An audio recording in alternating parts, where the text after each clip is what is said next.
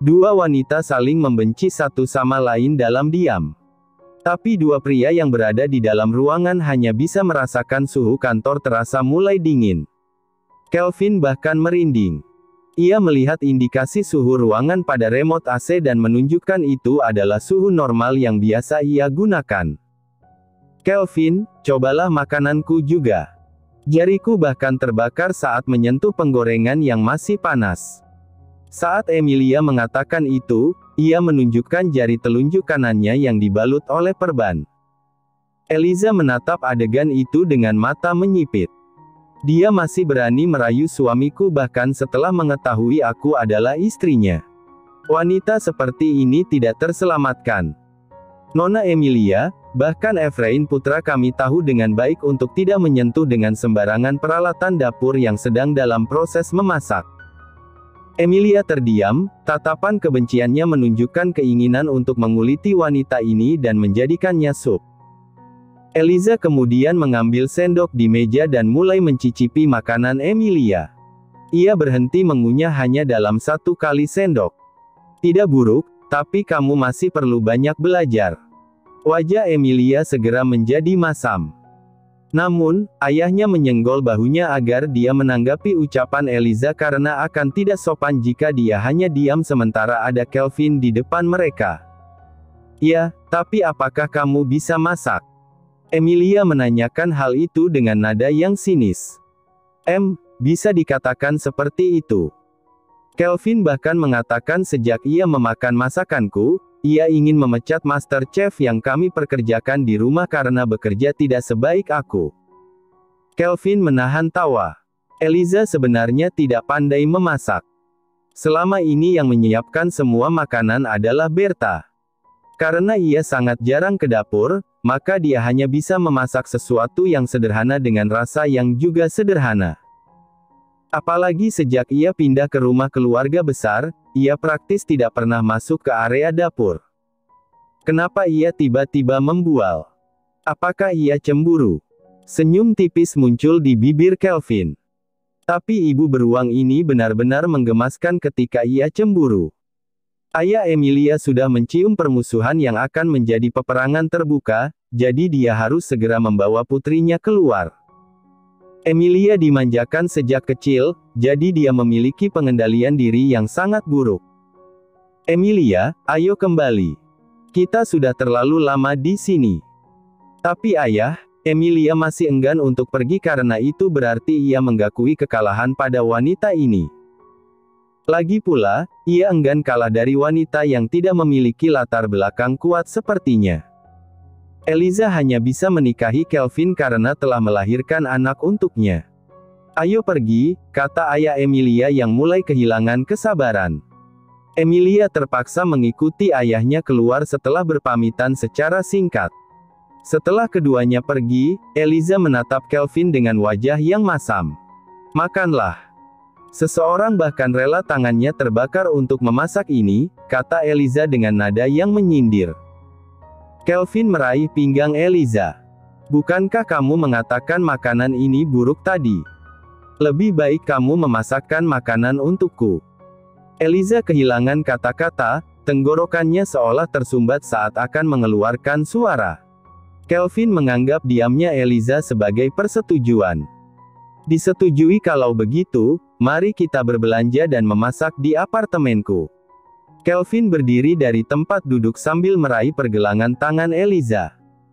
Saat mereka sampai di lift, Eliza menyadari bahwa ia tidak boleh melanjutkan rencana Kelvin atau dia akan mengekspos betapa buruk hasil masakannya. Mari kita atur di lain waktu, oke? Aku hanya menggertak wanita tadi karena ia terlihat seperti penggoda, bahkan ketika menatap suami orang. Kelvin menyeringai mendengar jawaban istrinya. Ia menyelipkan beberapa rambut di wajah Eliza menuju ke belakang telinga. Apakah kamu cemburu? Tidak. Mana mungkin aku cemburu? Aku hanya ingin memastikan Efrain tidak akan mendapatkan ibu tiri.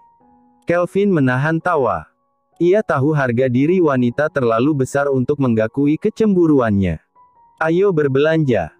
Apartemen terlalu lama tidak ditinggali, jadi kupikir tak ada bahan makanan yang bagus di lemari pendingin. Kenapa kamu terus memaksaku untuk masak? Kelvin meraih pundak Eliza dan menarik wanita itu lebih dekat ke arahnya sambil berbisik. Aku belum makan sejak tadi pagi. Sekarang aku hanya ingin merasakan makanan istriku tercinta yang membuat Master Chef di rumah hampir kehilangan pekerjaan. Saat Kelvin bertindak mesra sambil berbisik pada Eliza, pintu lift pribadi mereka terbuka. Di depan mereka, ada banyak karyawan yang sedang menunggu lift umum, tercengang melihat pertunjukan kemesraan bos mereka. Apalagi, pria itu selama ini dikenal dingin dan menakutkan, namun ia terlihat seolah sedang menggoda istrinya. Semua orang melihat, lepaskan aku, bisik Eliza. Aku memeluk istriku sendiri, bukan istri orang lain. Apa yang salah? Biarkan saja mereka melihat karena mereka memiliki mata. Eliza menarik napas dalam. Ia hanya bisa mengatur langkahnya semakin cepat agar mereka segera keluar dari kantor. Setelah masuk mobil, pasangan itu menuju ke supermarket terdekat. Kelvin mendorong troli sementara Eliza di depannya untuk memilih bahan-bahan. Seorang wanita paruh baya kemudian menghampiri mereka. Apakah kalian pengantin baru? Bisa dikatakan seperti itu, jawab Eliza. Kalian pasangan yang tampan dan cantik. Kuharap kalian tidak akan mesra hanya di tahun-tahun pertama pernikahan.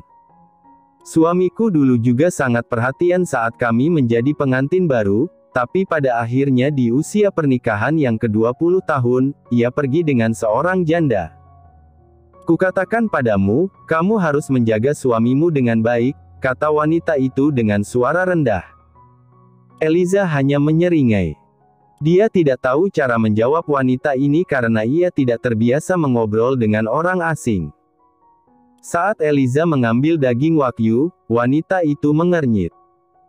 Tapi detik berikutnya, wanita itu menyambar daging itu dan menaruhnya kembali ke etalase pendingin, menggantinya dengan daging murah yang penuh lemak, lalu meletakkannya ke telapak tangan Eliza.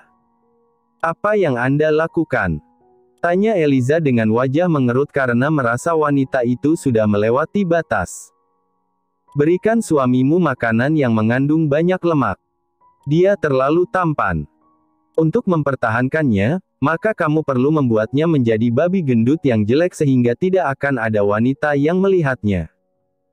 Eliza kehilangan kata-kata, sementara Kelvin mulai merasa wanita ini mengganggu pemandangan dari sesi belanja mesra mereka. Ia yang mendorong troli 2 meter di belakang Eliza karena enggan dekat dengan orang asing, mulai menghampiri Eliza dengan wajah muram. Bisakah kamu meninggalkan kami? Wanita itu ketakutan melihat wajah mengintimidasi Kelvin. Ia buru-buru mendorong keranjang belanjanya menjauh. Apa yang kamu bicarakan dengan wanita tadi?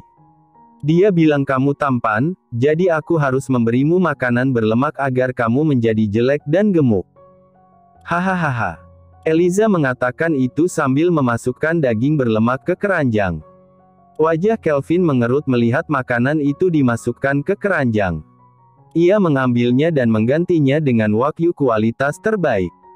Jangan mendengarkan omong kosong wanita itu. Jika aku gemuk, maka aku akan mudah terkena penyakit. Apakah kamu mau memiliki suami pesakitan? Eliza terdiam, ia kehilangan kata-kata, sementara Kelvin kemudian memberinya tatapan nakal sambil melanjutkan perkataannya. Lagi pula, melakukannya dengan suami tampan dan bertubuh kekar bukankah jauh lebih baik daripada pria dengan perut gendut? Wajah Eliza memerah ketika Kelvin membisikkan hal itu dengan suara yang menggoda. Jangan main-main, ayo kita selesaikan belanja jika tidak ingin kamu pingsan karena kelaparan. Kelvin mencium pipi Eliza. Aku akan menganggap ini sebagai makanan pembuka. Ini akan membuatku kenyang hingga setengah jam nanti. Setengah jam kemudian kita mungkin masih dalam perjalanan. Lalu aku hanya harus menciummu lagi. Ciuman bibir cukup untuk menahan 1 jam. Ayo segera melanjutkan belanja, maka itu akan semakin mempersingkat waktu. Kelvin menyeringai sambil menatap punggung istrinya yang berjalan cepat seolah ingin melarikan diri darinya. Eliza kembali ke apartemen bersama Kelvin.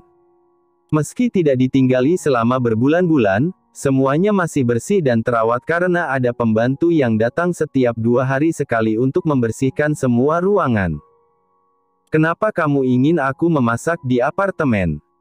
Jika kamu percaya diri dengan hasil masakanmu, maka kita bisa kembali ke rumah besar. Eliza segera meraih pergelangan tangan Kelvin yang seolah-olah mengatur langkah untuk berbalik pergi. Hei, ayo masak di sini saja. Eliza juga tidak percaya diri dengan masakannya. Ia terlalu dimanjakan oleh Berta, dan sekarang ia bahkan hanya tinggal makan dan duduk selama tinggal di rumah besar keluarga Kelvin. Dengarkan aku, apapun yang terjadi, kamu tidak boleh menghina masakanku. Kelvin menggeleng. Tidak. Aku juga akan menjaga rahasia ini jika kamu membutuhkannya. Eliza menarik napas lega setelah Kelvin setuju untuk memiliki perjanjian kerahasiaan.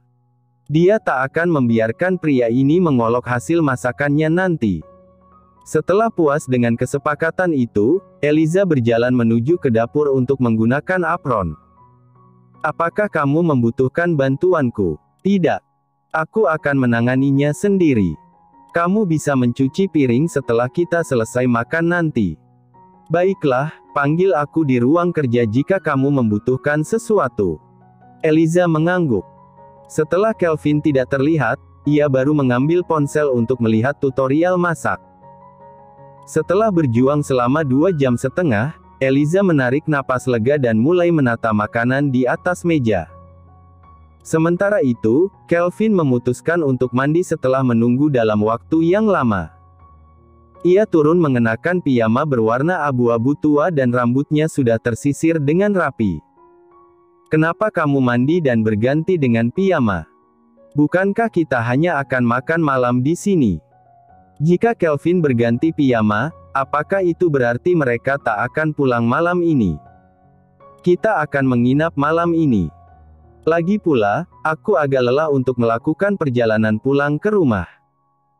Alarm bawah sadar Eliza mulai memberinya isyarat yang buruk hingga tubuhnya merasa merinding.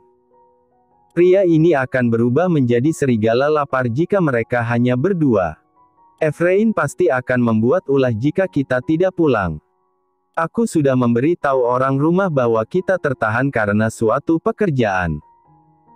Di rumah keluarga besar Kelvin, Lily menarik napas dalam ketika baru saja mendapatkan panggilan telepon dari Kelvin bahwa pasangan itu tidak pulang. Ia tidak bodoh dan tahu bahwa Kelvin berbohong tentang mereka tak pulang karena pekerjaan. Diana, bisakah kamu mengatakan pada Efrain tentang ini? Diana tersenyum kaku sambil menggelengkan kepala. Itu akan menjadi tugas yang berat untuk membujuk beruang kecil. Dia pasti akan mencari kedua orang tuanya. Aku baru saja melakukan pemeriksaan darah, tensi darahku naik. Bagaimana jika kita menyuruh Berta saja yang menenangkan Efrain? Dua wanita itu saling memandang, dan isyarat mata mereka menunjukkan persetujuan. Beberapa saat kemudian, setelah memanggil Berta, mereka memberitahunya untuk menidurkan Efrain lebih dulu karena Kelvin dan Eliza tidak akan pulang malam ini. Tapi Efrain sudah menunggu kedua orang tuanya pulang sejak tadi, jawab Berta. Belakangan ini, Efrain memiliki imajinasi yang tinggi. Dia sudah merasa bahwa orang tuanya mulai mengabaikan dirinya karena ia tidak menggemaskan lagi dan bersiap untuk menggantinya dengan bayi perempuan yang memiliki penampilan lucu dan pandai menjilat. Bujuk saja dia dengan sesuatu. Aku yakin kamu pasti bisa. Semangat. Laura mendengar percakapan itu. Ia kemudian mengajukan diri dengan penuh kepercayaan diri. Ia ingin mendekati Efrain untuk mengambil hati anak kecil itu agar bisa memperbaiki hubungannya dengan Kelvin. Dia sudah memutuskan untuk memperlakukan Kelvin seperti anaknya sendiri, lagi pula ia tidak lahir dari hasil perselingkuhan suaminya. Cobalah kalau begitu. Tapi jika kamu menggunakan paksaan untuk membujuk Efrain, maka kamu lebih baik secara sukarela angkat kaki dari rumah ini. Lily sangat ingin mengusir Laura. Meski belakangan ini ia telah berubah menjadi wanita yang lembut dan seperti penjilat yang terus mendekatinya, Lily masih merasa Laura adalah pemandangan yang memuakkan di rumah ini. Laura naik ke kamar Efrain dengan membawa banyak buku cerita di tangannya. Saat ia masuk, wajah kecil itu mendongak dengan rasa penasaran. Efrain, bagaimana kalau malam ini aku membacakan buku cerita untukmu sebagai pengantar tidur? Kamu bisa memilih buku mana saja yang ingin aku bacakan untukmu, tawar Laura. Aku ingin menunggu Mommy dan Daddy lebih dulu dan tidur bersama mereka. Orang tuamu tidak bisa pulang karena mereka memiliki pekerjaan penting. Bagaimana jika aku yang menemanimu tidur malam ini? Efrain menggeleng. Tidak. Aku akan begadang hingga menunggu mereka pulang. Laura tidak terbiasa membesarkan anak kecil dengan baik, jadi dia yang terbiasa memanipulasi orang kini mulai kehilangan kesabaran. Efrain, kenapa kamu tidak menjadi anak yang patuh? Orang tuamu sibuk bekerja, dan aku sudah menawarkan kebaikan untuk membacakan cerita untukmu. Efrain kaget dengan suara tinggi Laura yang tiba-tiba. Lagi pula, tatapan Laura sangat menakutkan. Saat ini, Berta yang telah berada di balik pintu sejak tadi akhirnya tidak tahan lagi dan menerobos masuk untuk memeluk Efrain. Silakan keluar. Kamu menakuti anak kecil. Laura tercengang ketika wanita yang hanya seorang pembantu ini berani mengusirnya. Pasti karena pembantu ini masih berada di sekitar Efrain, jadi ia menjadi tembok penghalang untuk mendekati anak ini. Kamu hanya seorang pembantu. Berhenti ikut campur saat majikanmu ingin mendisiplinkan cucunya. Berta melepaskan pelukan Efrain. Efrain, tutup matamu. Anak itu menutup mata dengan patuh. Kemudian, Berta berjalan menghampiri Laura, memberinya tamparan yang keras.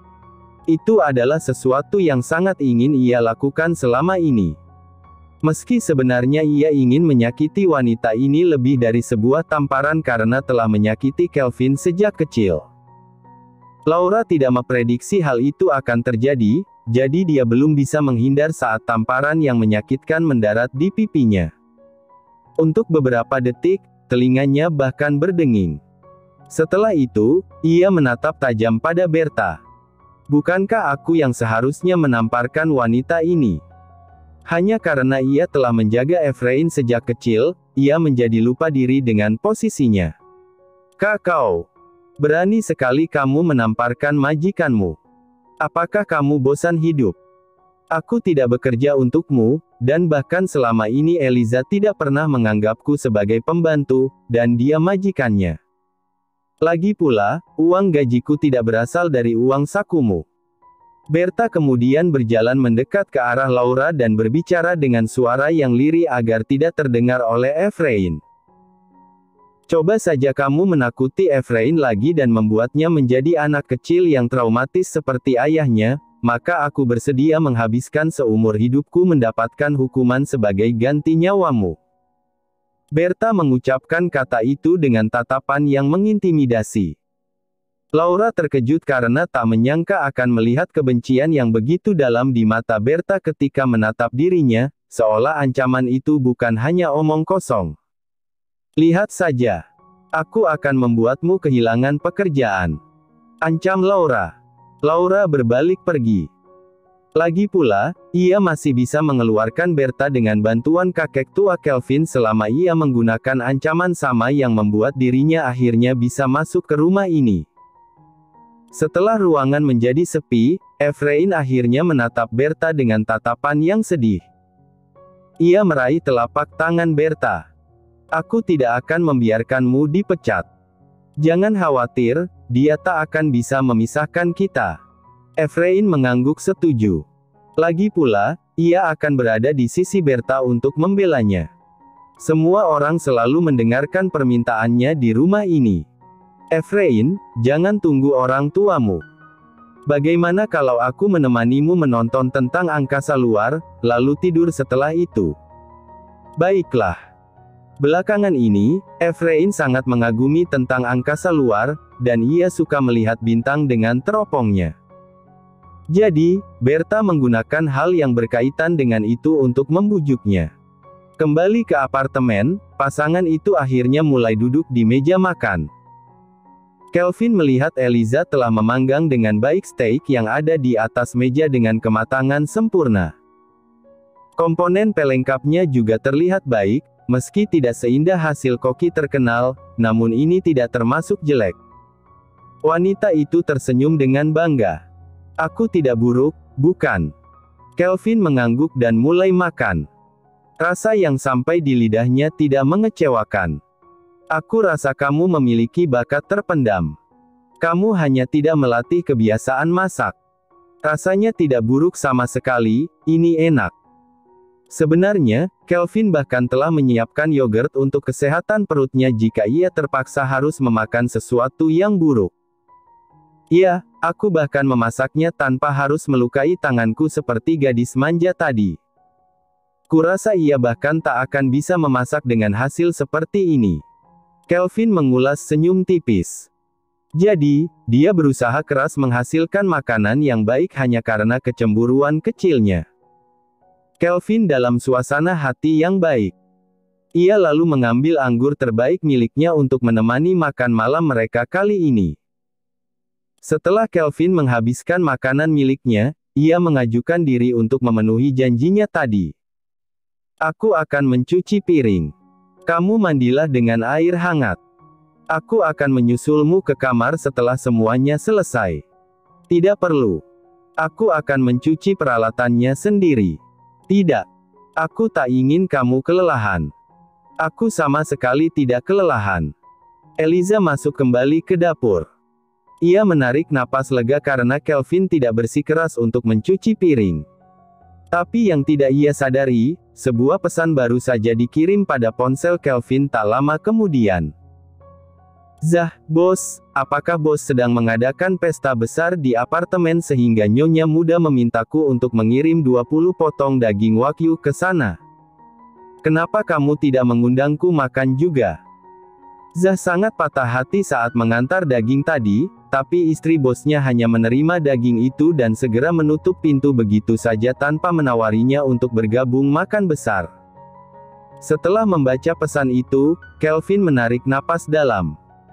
Ia kemudian bisa menebak bahwa Eliza telah menghabiskan banyak daging sampai ia bisa mendapatkan hasil yang sempurna seperti yang baru saja ia makan tadi. Aku akan jatuh miskin jika ia memasak dengan cara seperti ini, gumam Kelvin sambil menahan tawa. Ia lalu diam-diam menyusup ke dapur. Eliza sedang fokus mencuci piring sampai tak menyadari Kelvin datang untuk melihat apa yang ia rasakan. Ekspresi wajah Kelvin jatuh ketika melihat keranjang sampah diisi dengan banyak daging hangus dan potongan sayur yang berserakan di kantong sebelahnya. Oh Tuhan! Daging kualitas terbaik yang diimpor dari Jepang telah berakhir dengan menyedihkan, gumam Kelvin. Eliza tersentak menyadari kedatangan Kelvin. Ia kemudian menyeringai dengan ekspresi yang konyol. Aku hanya menggunakan 12 potong sampai berhasil memasaknya dengan sempurna tadi. Sisa dagingnya masih ada di lemari pendingin. Kelvin kehilangan kata-kata. Apakah itu termasuk 2 potong yang kita beli sendiri tadi? Eliza menggeleng. Itu menjadi 14 dengan apa yang kita beli sendiri tadi. Kelvin menarik senyum kaku. Lain kali aku tak akan membiarkan dia menyentuh dapur lagi. Kurasa makan langsung di restoran jauh lebih hemat. Meski mengeluh dalam hati, Kelvin tak berani menyuarakannya. Kerja bagus. Terima kasih telah berusaha keras untuk menyiapkan makan malamku. Eliza tersenyum dengan puas. Aku sudah menguasai trik mengolah dagingnya setelah beberapa kali percobaan tadi. Kurasa lain kali aku bisa mencoba untuk memasak yang lain. Kudengar kamu suka olahan foie gras. Kelvin segera menggeleng. Ia takut istrinya akan menghabiskan 20 potong hati angsa yang mahal itu hanya untuk uji coba. Tidak perlu, aku sudah mulai bosan makanan itu. Aku juga tidak ingin kamu terlalu sering memasak, itu akan membuat telapak tanganmu yang lembut menjadi kapalan. Sekarang lebih baik kamu mandi, dan aku akan melanjutkan mencuci piring. Eliza kali ini mengangguk setuju dan melepas apron masaknya. Lagi pula, Kelvin sudah mengetahui rahasia kecil yang telah ia coba sembunyikan tadi. Setelah melihat istrinya pergi, Kelvin mengambil apron masak dan sarung tangan cuci piring sambil menarik napas dalam. Harga yang sangat mahal untuk akhirnya bisa menikmati masakan istri, gumam Kelvin sambil menarik napas dalam. Kelvin kembali ke kamar ketika Eliza masih berada di kamar mandi. Pria itu duduk bersandar di bagian kepala ranjang sambil membaca buku. Ponselnya kembali berdering dengan notifikasi pesan. "Zah, bos, bahkan sampai sekarang aku masih belum makan malam, berharap bisa mendapatkan undangan makan steak wagyu setelah mengeluh padamu tadi. Kenapa kalian menjadi pelit untuk berbagi denganku?" Kelvin menuju ke galeri ponselnya. Beruntung, ia sempat memfoto keranjang sampah berisi tumpukan daging yang telah gosong tadi dan mengirimkannya pada Zah. "Kelvin, ambil semuanya jika kamu mau." Zah yang melihat tumpukan daging mahal telah berubah menjadi hitam legam dengan ekspresi tercengang. Di keranjang itu, ada tumpukan daging yang seharga motor terbaru jika diuangkan. "Zah, tidak, terima kasih. Aku rasa bahkan anjing tak akan mau menelannya, bahkan jika diberikan tepat di depan mulutnya." "Kelvin, aku baru saja menghabiskan sepotong. Apakah itu berarti aku lebih buruk dari anjing? Kemasi barangmu dan mulailah terbang ke Afrika untuk mengurus bisnisku yang ada di sana." Zah menyesali apa yang baru saja ia katakan.